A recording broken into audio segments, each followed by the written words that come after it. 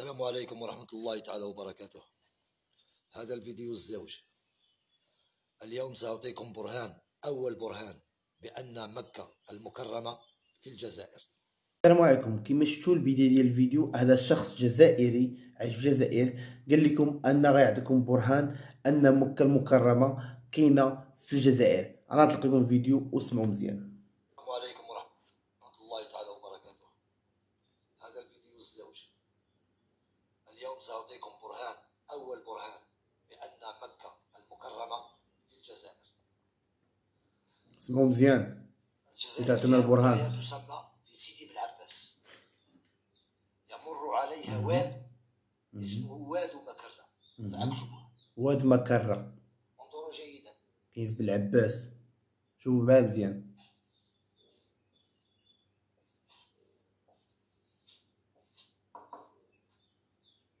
واد مكرة. ونحن نعرف بأن اسم مكة المكرمة نكتبها كهكذا.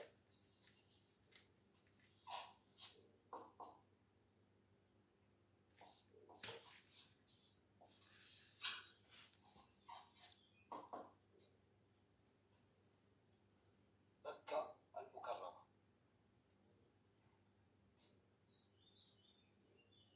لو حذفنا الراء،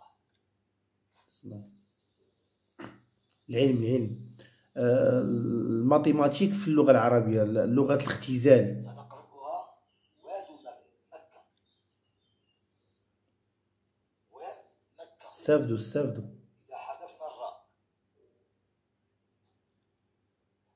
مكة المكرمة، ماذا فعلوا القدماء؟ أضافوا الراء لمكة سبحان من خلقك ليجعلوها مكرة. وحتى في كلمة المكرمة حذفوا الميم وجعلوها مكرة.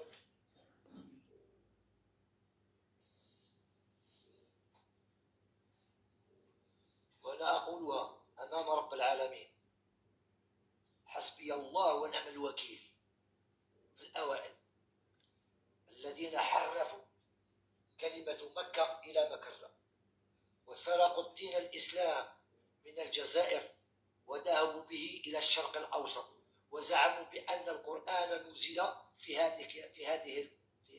تلك المنطقة. ويل لكم.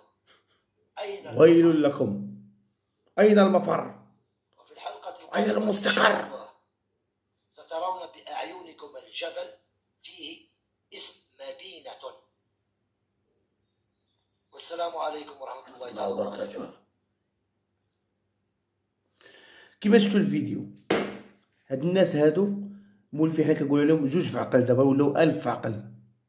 ميمكنش اصلا الجزائر، لو انه كنا رجع التاريخ ديالها غنلقاو ان ما كانش شي حاجه سميتها الجزائر اصلا.